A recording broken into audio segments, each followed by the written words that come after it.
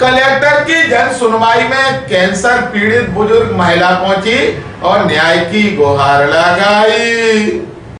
ग्वालियर की करौली माता महलगांव इलाके में रहने वाली बुजुर्ग साधना द्विवेदी कैंसर जैसी गंभीर बीमारी से जूझ रही हैं, लेकिन इस बीमारी से ज्यादा दर्द उन्हें उनका छोटा बेटा और छोटी बहू दे रहे। ऐसा आरोप उन्होंने ग्वालियर कलेक्टर की जन सुनवाई में लगाया। लाचार हालत में बुजुर्ग साधना द्विवेदी स्ट्रक्चर पर जन सुनवाई कक्ष में पहुंची। उन्हें उनका बड़ा बेटा उमेश द्विवेदी मेडिकल स्ट्रक्चर पर अपने परिजन के साथ लेकर पहुंचा था। इस तस्वीर को जब वहां मौजूद अधिकारियों ने देखा तो वह हैरान रह गए और उन्होंने सबसे पहले उन्हें वापस एम्बुलेंस में शिफ्ट कराया और फिर बुजुर्ग महिला साधना द्विवेदी के अलावा बड़े बेटे के जरिए पूरी आप बीती को सुना।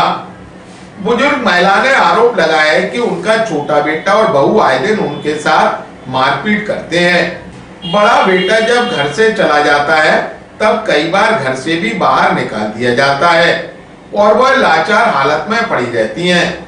बुजुर्ग का यह भी आरोप है कि 2021 में उनके पति का कोरोना के चलते निधन हो गया था। उसके बाद से घर को लेकर छोटा बेटा विवाद करता रहता है। वह चाहता है कि पूरा मकान उनके नाम कर दिया जाए। इसी जिद को लेकर वह बड़े बेटे पर अपनी पत्नी के जरिए झूठे आरोप भी लगवाता रहता है। इसके अलावा उनके साथ भी दुर्व्यवहार करता है। मामले को लेकर विवाद कई बार पुलिस थाने तक जा पहुंचा, लेकिन पुलिस भी मामले में कोई हस्तक्षेप नहीं कर रही। लिहाजा कलेक्टर मैडम से ही अब उम्मीद है। बुजुर्ग की इस परेशानी को सुनने के बाद एडीएम कुमार सत्यम ने क्षेत्रीय पुलिस थाने में बात कर बुजुर्ग महिला को सुरक्षित माहौल प्रदान करने के निर्देश दिए। ग्वालियर अभी तक को जानकारी देते हुए पीड़ित बुजुर्ग महिला साधना द्विवेदी, बड़ा बेटा अमीश द्विवेदी व एडीएम कुमार सत्यम ने कहा, इस कंडीशन में मेरे छोटे बेटा बहू ने मुझे मारा। 26 तारीख को मैं सहारा में, मुझे मोहल्ले वालों, मेरा बड़ा बेटा, मुझे होश नहीं था, बाहर फेंक दिया मेरे को। मैंने पहले आवेदन लगाया था इसी पे कि सर वो मेरे को मारते हो, ये कहते घर से बाहर निकाल देंगे। अब वही कंडीशन मेरी आज हो गई कि मेरे को घर के बाहर फेंक दिया गया था। मैं 12 दिन आईसीयू में एडमिट रही। अब मेरे पास पैसा नहीं था, इतना मेरे पास कहाँ से देती। तो मेरे बेटे ने जैसे तैसे मेरे 12 दिन गुजार दिए वहाँ। उसके बाद फिर छुट्टी। कौन से बेटे ने आपके साथ ये? अमीश छोटा अनंग द्विवेदी और दीपिका कुशवाहा उसकी पत्नी दीपिका कुशवाहा, उसने अनमैरिड शादी कर ली, फिर भी हम कुछ नहीं बोले। हमने कहा चलो, लड़ाई झगड़ा की वजह से अभी अपने घर में ही रह रहे थे तो उसने, लेकिन अभी अपनी हम पुलिस द्वारा भी हमारी कार्रवाई हुई। हमने एसपी ऑफिस में भी आवेदन लगाया, एसपी ऑफिस में भी आवेदन लगाया तो सर ने हमें वहाँ थाने का कंप्लेंट मतलब पूरा स्टाफ बुला लिया था। उनने समझाइश दे दी थी छोटे बेटे बहू को कि कुछ आगे कार्रवाई नहीं करना, गलत नहीं करना। मैडम के पास क्या गुहार लगा रही है? कलेक्टर मैडम के पास मैंने गुहार लगाई थी कि मेरे को मकान खाली चाहिए, मेरे नाम पर मकान है, पर मकान मेरे नाम है तो मेरे को मकान खाली चाहिए। सर रोजाना सुबह शाम सारे दिन मारती हैगी और गाली गलौज करती है। बड़ा बेटा ड्यूटी चला जाता है, अभी वो सुबह 9:30 बजे का जाता, रात को आता है 8 बजे।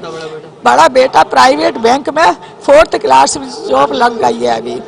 मैं सर 2021 से, जब से मेरे पिताजी मरे हैं, जब से मैं बहुत परेशान हूँ। मेरी छोटा भाई नहीं सुनता है। मैंने सभी आवेदन सब जगह मेरे लगे हुए हैं, एसपी ऑफिस में, जन सुनवाई में, आज तक निराकरण नहीं हो पाया है। यहाँ तक कि माता जी पिट चुकी हैं, मैं पिट चुका हूँ, मेरे हाथ पैर टूट चुके हैं।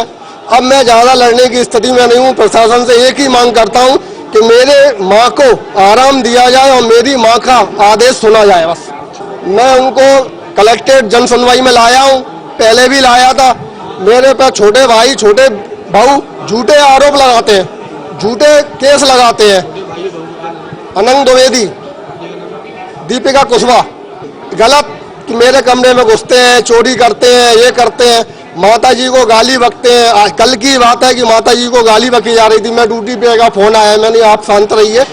अब घर से बाहर धक्का देते हैं, मारते हैं। अभी मार भी दिया, सारा हॉस्पिटल में मैं भर्ती भी करा चुका। मेरे पे जो इलाज पे पैसा था वो मैं लगा चुका हूँ। इस समय में अब जीरो बैठा हूँ, मेरे पे कुछ नहीं है, दाल रोटी चला रहा हूँ ऊपर वाले ही के पास। मैं न्याय चाहता हूँ कि मकान खाली हो, जो उनकी सेवा करे उनको रखा जाए।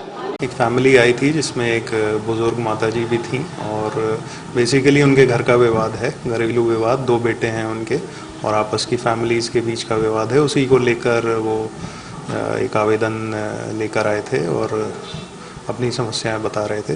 तो उसको देखा हमने और उसमें ये पता लगा है कि एफआईआर उनकी तरफ से ऑलरेडी दर्ज कराई जा चुकी है थाने में। अब वो एफआईआर पे आगे कार्रवाई हो इस संबंध में वो आए थे निवेदन करने।